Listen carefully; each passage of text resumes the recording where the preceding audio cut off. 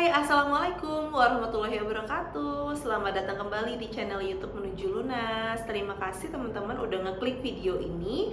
Dan perkenalkan, nama gue Ulan. Gue adalah sosok yang masih memiliki hutang. Gue bikin video ini buat nge-share pengalaman pribadi gue, buat mungkin nanti teman-teman bisa dengerin, mungkin juga bisa dapet petikan-petikan asik untuk dari pengalaman yang udah gue jalanin. Jadi gue masih memiliki hutang dan lagi proses menuju lunas gitu.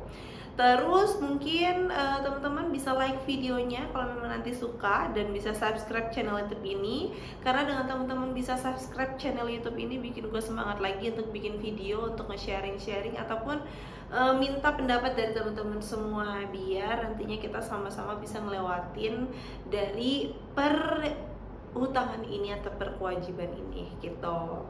Oke teman-teman, mungkin di salah satu dari kita yang sekarang lagi down, atau ya mungkin yang lagi nonton ini kondisinya lagi mencari inspirasi gimana caranya biar hutangnya itu cepet lunas atau cepet seluruhnya berubah menjadi 0 rupiah.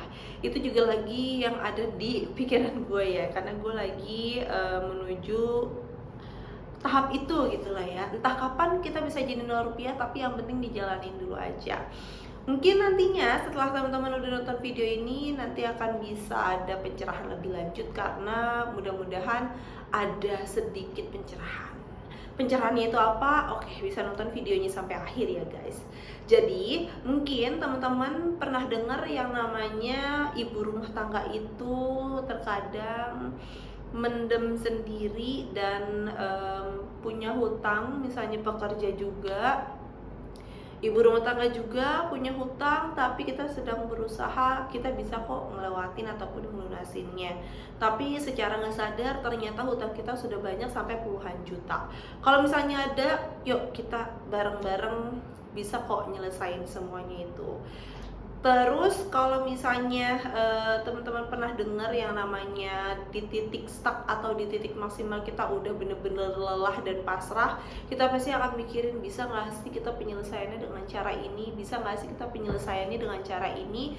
Dan kadang kita mentok dan nggak bisa, itu yang bikin kita down dan akhirnya kayak putus asa gitu ya. Mungkin nantinya teman-teman bisa denger sampai akhir kali ya, dengan cara ini bisa teman-teman lakuin dan berhasil. Oke, kan cucut ya, lanjut. Oke teman-teman, jadi gue kan kerja ya sekarang, dan lingkungan gue juga udah banyak ibu rumah tangga dan juga bapak rumah tangga, udah banyak yang menikah lah ya. Terus kita juga lumayan deket ya, rekan kantor itu lumayan deket, sering curhat juga, sering ngobrol, karena dengan kita curhat kita bisa kayak agak mengurangi beban yang ada di pikiran kita. Terus alhamdulillah banget teman-teman, untuk di sekarang ini walaupun kondisinya kita curhat itu kadang tentang masalah hidup, tapi ternyata ada teman-teman gue yang udah menemukan jalan keluar dengan masalah yang dihadapin terkait dengan hutang yang dimiliki. Kemarin di video sebelumnya selain ini, temen gue udah mendapatkan solusi yang bener-bener paling terbaik bagi hidupnya, dan untuk hutangnya OTW jadi 0 rupiah. Terus gue yang video sekarang gue pengen nge-sharing tentang temen gue, anggap aja namanya Rindu ya.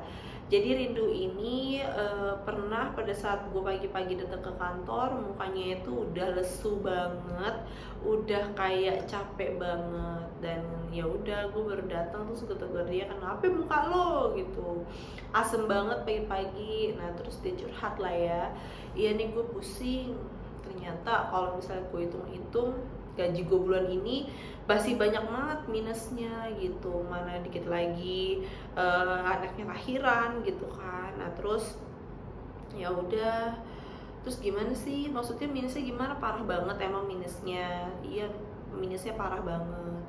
Nah terus gue nyaranin dia, lu pernah gak sih telat di tagihan-tagihan lu? Nah itu dia, gue karena gue mengusahakan segala cara, jadi gue mengusahakan itu nggak pernah telat. Jadi untuk dari slicknya itu atau dari BI checkingnya masih bagus. Terus ya udah gue ngasih saran ke dia kan, ya udah lu coba aja dulu ngajuin yang namanya kredit usaha rakyat dari Bank BRI. Terus dia nanya, emang pengajuannya gimana? Ya udah gue informasin kan. Jadi untuk langkah awalnya ini mungkin teman-teman bisa catat ya, kalau misalnya teman-teman pengen ngajuin untuk kredit usaha rakyat ataupun yang KUR dari Bank BRI, langkah awalnya teman-teman bisa datang ke cabang Bank BRI terdekat dari domisilinya teman-teman. Jadi nanti datang aja ke cabangnya, terus nanti ketemu satpam, nanti informasin aja kalau misalnya teman-teman itu pengen ngajuin yang namanya kredit usaha rakyat. Terus nantinya satpam akan nanya kita itu berdomisili di kelurahan dan kecamatan mana, atau usahanya itu ada di kelurahan dan kecamatan mana. Kalau misalnya untuk kelurahan dan kecamatan kita itu masuk dalam zonanya dia, nanti baru dia bisa ngasih data nomor marketing yang bisa dihubungin buat konsultasi lebih lanjut pengajuan yang kita pengen ajuin. Nah, gue ngasih saranku ke teman gue kan, ya udah lo ngajuin aja dulu KUR ya kan, lo datang langsung aja ke cabang Bank BRI yang terdekat dari rumah lo. Alhasil temen gue itu beneran datang ke cabangnya dan beneran dikasih data nomor marketingnya yang bisa dia hubungin. Sampai situ temen gue langsung mau hubungin marketingnya guys. Jadi via WhatsApp ditanya dari marketingnya itu tahu dapat nomornya dari mana, bapak tinggalnya di mana, bermaksud ingin pengajuan apa. Temen gue nginformasiin kalau misalnya dia tuh pengen pengajuan kredit usaha rakyat, dia alamatnya di mana, usahanya ini gitu. Nah terus dia langsung lanjut, ya udah boleh dibantu untuk disebutin untuk nomor KTP-nya atau bisa dikirimkan foto KTP dan juga foto kakak. Dan ditanyakan, oh ini statusnya sudah menikah, iya ya udah KTP dan kakaknya mohon dikirim.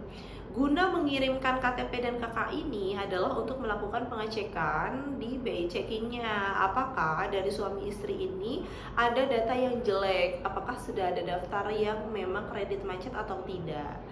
Alhamdulillahnya teman gue itu si Rindu ini datanya itu aman, sehingga dia bisa lanjut ke proses selanjutnya. Proses selanjutnya setelah dia masih untuk KTP dan kakaknya dan dirasa aman, ditanya lagi untuk jumlah yang ingin dipinjam itu berapa, usahanya di mana, terus untuk sekarang gimana, maksudnya usahanya menetap atau ada toko bla bla bla. Ya udah temen gue informasi lah ya datanya bla bla bla bla, ingin ngajuin dengan nominal berapa, terus langsung tak jadwalkan untuk survei sama marketingnya itu, karena dari segi data udah approve ya. Terus ya udah survei lah ke lokasi ya kan di tanggal sekian, disurvei, dilihat usahanya, terus juga dilihat lagi untuk kesanggupannya dia ya kan, bapak yakin dengan nominal sekian. Waktu itu temen gue ngajuinnya 50 juta ya di ACC guys, alhamdulillahnya, karena proses surveinya data dia pun aman gitu.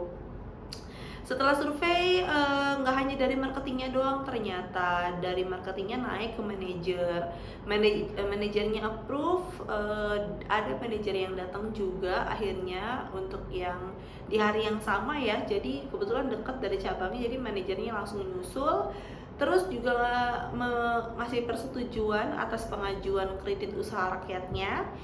Abis itu dia ada satu manajer lagi yang harus di video call terus ditanya-tanya ya, kayak inilah ya formalitas doang, tapi akhirnya menyetujui juga. After dia sudah setuju dari marketing, manajer satu yang di atasnya lagi sudah approve, langsung tanda tangan dari akadnya itu untuk pengajuan kurnya dan langsung cair di malam harinya gitu. 50 juta rupiah dia dia cicilannya selama 3 tahun kalau nggak salah ya, pokoknya per bulannya itu adalah 1,5 juta gitu. Nah di sini ya teman-teman, mungkin gue ceritanya akan terlalu singkat apa gimana, tapi kurang lebihnya prosesnya seperti itu. Dari gue ketemu temen gue dengan yang mukanya mumet karena pendapatan gajinya itu minus ya kan, sedangkan dia masih banyak kebutuhan. Ternyata dengan kita ngobrol terus gue kayak ngasih ide ke dia untuk ngajuin kur, dan alhamdulillah kurnya itu disetujuin, sehingga dia bisa ngelakuin pelunasan di yang kartu kredit dan lain-lain lah ya yang dia punya hutang itu. Jadi mungkin dari cerita ini teman-teman, gue cuman kayak ngasih semangat aja bagi yang ngerasa mungkin datanya masih bagus dan ingin pengajuan. Itu boleh banget dicoba dulu aja dengan cara pengajuan kredit usaha rakyat, karena di kredit usaha rakyat ini untuk bunganya kecil banget, dan teman-teman bisa konsultasi dengan marketingnya kalau misalnya usahanya masih kecil atau mungkin gak ada bidang usaha sama sekali. Dicaringin aja dulu ke marketingnya baiknya gimana, karena barangkali dapetin marketing yang baik yang bisa ngebantu untuk kelengkapan data teman-teman untuk pengajuannya, sehingga teman-teman bisa punya pinjaman di satu tempat. Kan 50 juta itu gede ya, pinjaman satu tempat untuk bisa ngelunasin kayak mana, ke pinjol-pinjol yang mana gitu. Jadi kita punya satu tempat doang yang kita fokusin untuk bisa pelunasan hutangnya. Jadi cuman satu doang nih, kita nggak bercabang lagi gitu. Jadi ya bismillah ya teman-teman, yang namanya usahakan, maksudnya kita lakuin aja dulu. Kalau misalnya memang nanti diberikan kemudahan, itu rezekinya teman-teman, mudah-mudahan bisa. Nah, kenapa gue sendiri nggak bisa untuk ngajuin si kredit usaha rakyat itu? Karena data gue itu merah, karena gue kan masih ada kredit pinjol mandek yang belum gue bayar selama 5 tahun di ShopeePay, ada Pundi, di Kredit Pintar, di Aku itu ada yang memang sampai sekarang itu gue galbay dan belum gue bayar sama sekali. Nah, data itulah yang bikin gue nggak bisa ngajuin kur guys. Tapi ya udah, gue tetap cari solusi dengan cara yang lain. Kebetulan temen gue dapat kesempatan dan dapat rezeki dari kurnya, jadi dia sekarang bisa melakukan pelunasan dan pikirannya udah nggak sepaneng lagi gitu. Jadi mudah-mudahan teman-teman bisa ya dicoba dulu aja, dan tetap berdoa, karena kita nggak ada yang tahu kita dapat kejutan-kejutan solusi yang terbaik dari Allah Subhanahu wa Ta'ala. Jadi atau dari Tuhan ya, dari yang di atas, kita bisa dikasih keajaiban lah buat masalah yang kita hadapin ini, biar bisa selesai gitu. Itu aja videonya sekarang teman-teman, mudah-mudahan bermanfaat ya. Mudah-mudahan teman-teman semua juga bisa melewati masa sulit ini. Gue pun juga seperti itu. Tetap semangat dan tetap positive thinking, mental kita tetap harus terjaga. Yakin semuanya akan lunas pada waktunya. Thank you for watching, udah nonton video ini sampai akhir. Mudah-mudahan mendapatkan solusi dan dapat inspirasi ya teman-teman. Wassalamualaikum warahmatullahi wabarakatuh. Bye bye.